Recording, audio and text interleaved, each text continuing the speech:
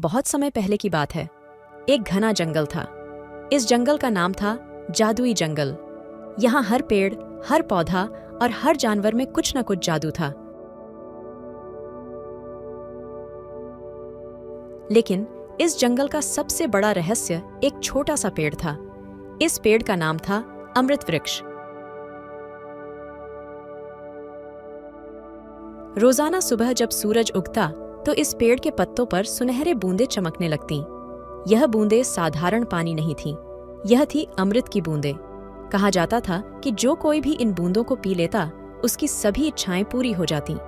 इस पेड़ की देखभाल एक छोटी सी गिलहरी करती थी। गिलहरी का नाम था चंचल। चंचल बहुत ही होशियार और चतुर थी। वह अमृत वृक्ष की रक्षा करने में कोई कसर नहीं छोड़ती थी। हर दिन वह पेड़ के चारों ओर दौड़ लगाती ताकि कोई शरारती जानवर अमृत की बूंदों को चुरा न सके। एक दिन जंगल में एक नया जीव आया। यह जीव एक लालची लोमड़ी थी। उसका नाम था धूर्त। धूर्त ने सुना कि जादुई जंगल में अमृत वृक्ष है और उसकी बूंदों में अपार शक्ति है।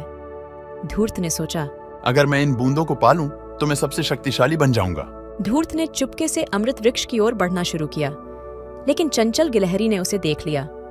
चंचल ने धूर्त को रोकने की ठानी। उसने सोचा, मुझे इस लोमड़ी को किसी भी कीमत पर रोकना होगा। चंचल ने धूर्त से कहा, तुम यहाँ क्या कर रहे हो धूर्त? यह अमृत वृक्ष हमारी रक्षा में है।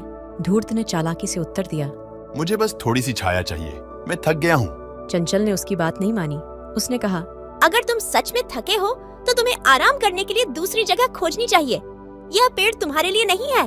धूर्त ने अपनी चाल चलने की कोशिश की।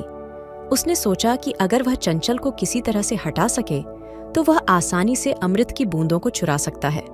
उसने चंचल को धोखा देने की योजना बनाई। धूर्त ने कहा, चंचल, क्या तुमने सुना? जंगल के दूसरे छोर पर एक और अमृत वृक्ष है। अगर तुम वहां जाओ तो तुम्हें और भी ज्यादा अमृत मिल सकता है। चंचल थोड़ी देर के लिए सोच में पड़ गई, लेकिन उसने अपने दिल की सुनी।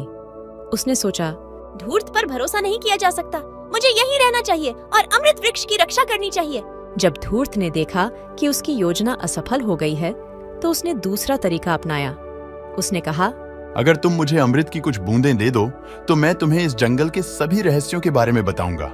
चंचल ने कहा, मुझे किसी भी रहस्य की जरूरत नहीं है, मुझे बस अमृत वृक्ष की रक्षा करनी है। धूर्त अब निराश हो चुका था। उसने सोचा कि वह चंचल को नहीं हरा सकता, लेकिन फिर उसे एक विचार आया। उसने एक जादुई दर्पण का इस्तेमाल किया। इस दर्पण में जो कोई भी देखता वह अपनी सबसे बड़ी इच्छा को देखता। धूर्त ने चंचल को दर्पण दिखाया। चंचल ने देखा कि वह एक बड़ी सुंदर गिलहरी बन गई है। उसके पास हर चीज है जो उसे चाहिए। उसने सोचा, अगर मैं इस दर्पण की बातें मान लूं तो मैं भी अमृत की बूंदें पा सकती हूँ। लेकिन तभी चंचल ने अपनी आंखें बंद कर लीं और अपने दिल की सुनी। उसने सोचा, धूर्त का यह जादुई दर्पण मुझे भटका नहीं सकता। मुझे अपने कर्तव्य पर ध्यान देना चाहिए। चंचल ने धूर्त को कहा, तुम चाहे जितनी भी चालें चलो, मैं अपने कर्तव्य से नहीं हटूंगी। अमृत वृक्ष की रक्षा करना मेरा काम है और मैं इसे पूरी ईमानदारी से करूंगी।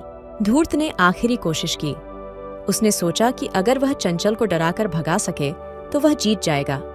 उसने कहा, अगर तुमने मुझे अमृत की बूंदें नहीं दी तो मैं तुम्हें नुकसान पहुंचा सकता हूं। चंचल ने साहस से कहा, तुम्हारी धमकियां मुझे नहीं डरा सकती। अगर तुम्हें अपनी शक्ति पर इतना ही गर्व है तो आओ और देखो मैं तुम्हें कैसे हराती हूँ। धूर्त ने सोचा कि वह आसानी से चंचल को हरा देगा, लेकिन जैसे ही उसने चंचल पर हमला किया, चंचल ने अपनी चतुराई से उसे मात दे दी। उसने धूर्त को जाल में फंसा लिया और उसे जंगल से बाहर निकाल दिया। जंगल के सभी जानवरों ने चंचल की बहादुरी की तारीफ की। अमृत वृक्ष भी खुश हुआ और उसकी सुनहरी बूंदें और भी चमकने लगीं।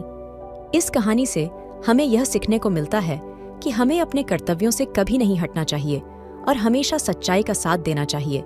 चंचल गिलहरी की तरह हमें भी अपने दिल की सुननी चाहिए और कभी भी किसी की धोखेबाजी में नहीं आना चाहिए और इस तरह जादुई जंगल में शांति और सुख समृद्धि बनी रही।